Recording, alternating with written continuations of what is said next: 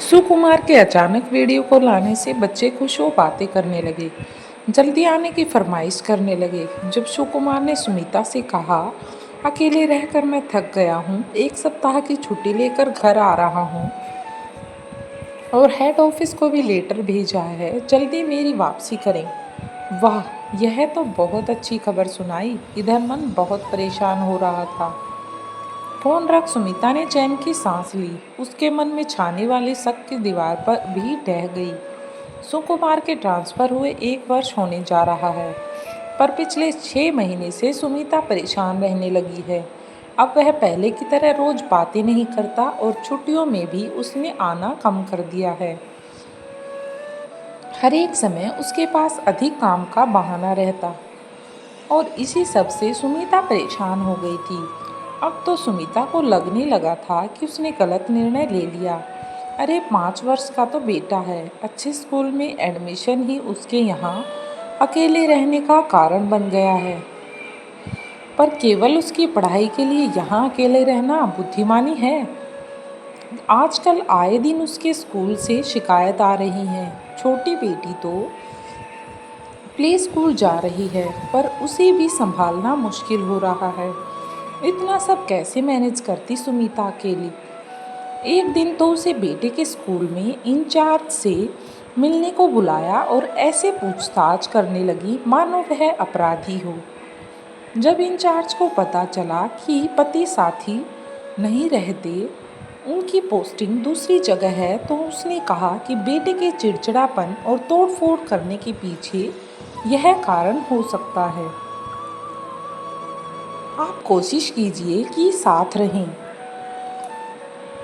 जब सुमिता ने बेटे और उसके स्कूल के बारे में सुकुमार को फोन पर बताया तो कहने लगा,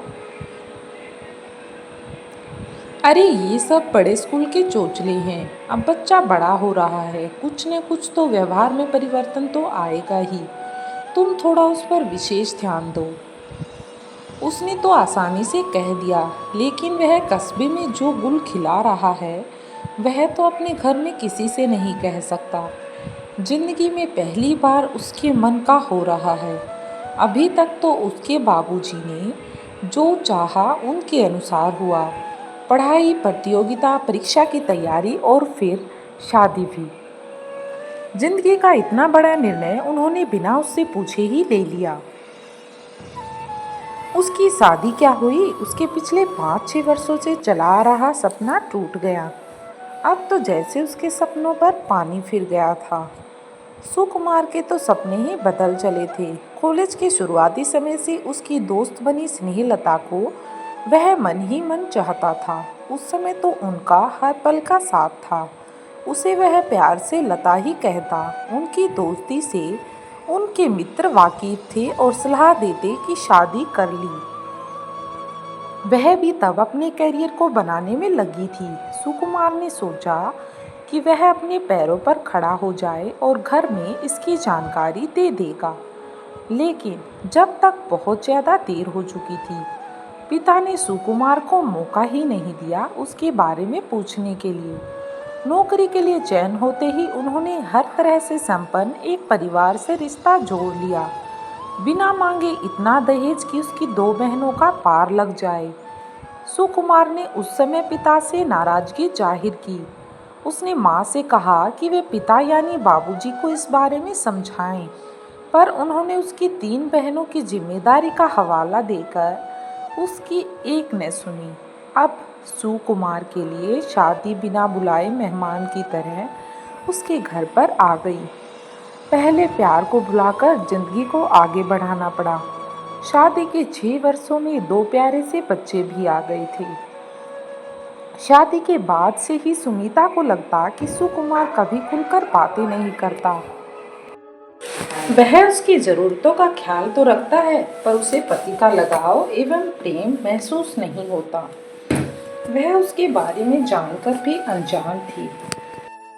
एक बार तो उसने अपनी छोटी ननद से जानना भी चाहा, तो उसने कहा,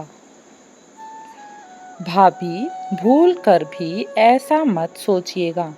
भैया तो बड़ा ही सीधा साधा है। वह तो आपको बहुत प्यार करता है। हाँ, ये अलग बात है कि वो जता नहीं सकती, क्योंकि उन्हें जताना कम ही आता है। सुमित्रा भी सोचती कि कोई प्रेम विवाह तो उसका है ही नहीं। दोनों के माता पिता के द्वारा तय विवाह है, तो प्रेम धीरे धीरे ही बढ़ेगा। यही बात सोचकर वह भी शांत हो जाती। सुकुमार का ट्रांसफर क्या हुआ, उसकी तो लॉटरी लग गई। एक दिन वहाँ बैंक में अचानक उसकी भेंट स्नेहलता से हो गई। वह वहीं नौकरी करता है। एक दो बार मिलने से पता चला कि लता ने अभी तक शादी नहीं की है। सुकुमार अपराध ग्रस्त हो गया। उसे लगा कि उसकी स्थिति का जिम्मेवार कहीं वही तो नहीं। प्राय शाम का समय दोनों का साथ बीतता।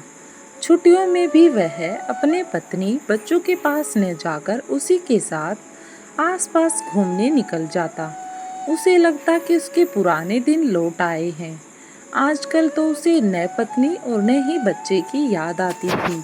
सब कुछ भूल चुका था। सारा दिन बस उसे लता ही नजर आती थी और लता की ही याद में डूबा रहता था। ऐसे ही दिन बीतते जा रहे थे। लता को क्या था जब वही मेहरबान था। उसके साथ होने से खुशी उसे भी होती, पर वह दिल के साथ दिमाग का इस्तेमाल करती। उसने अभी तक शादी नहीं की क्योंकि उसके ऊपर अपने दो छोटे भाई बहनों की जिम्मेवारी है। पिता रहे नहीं, घर में बड़ी है। उसे पता चल गया कि सुकुमार अपराधग्रस्त है, लेकिन उसे कम करने से उसका क्या फायदा। वैसे भी पुरुष वर्ग पर वह अब विश्वास नहीं रखती थी, इसलिए वह भी उसका फायदा उठाती चली गई। एक दिन बातों बातों में सुकुमार ने उससे कहा, लता, अब वह उसको नहीं खोना चाहता था। सारी उम्र उसके साथ बिताना चाहता था, इसलिए वह लता को इस बारे में बताना चाहता था। इस पर लता ने बिना लाग लपट के कहा कि मुझे इस बारे में कोई परवाह नहीं है। अगर साथ रहना है तो शादी करनी होगी, और शादी तभी होगी जब वह पहली पत्नी को तलाक देगा। तो बताओ, क्या तुम इसके लिए तैयार हो? तलाक के नाम पर सुकुमार सपनों की दुनिया से धरातल पर आ गिरा। उसको तो जैसे एकदम से रोशनी सी सूझ गई। वह तुरंत अपने क्वार्टर पर लौट आया। अचानक उसे सुमिता से लगाव महसूस होने लगा। उसे लगा कि पढ़ी लिखी पैसे वाले घर की बेटी होकर भी एक पैसे का घमंड नहीं, सबके बारे में वह सोचती है। उसके सभी काम बिना बोले पूरी कर देती है। माँ बाबूजी तो उसका गुणगान करते नहीं थकते, लेकिन उसने कभी उसे वह प्रेम नहीं दिया। फिर बच्चों की क्या गलती है? नहीं, वह तलाक नहीं दे सकता। और सुकुमार इतना बोलकर अपने घर की तरफ रवानगी पकड़ लेता है।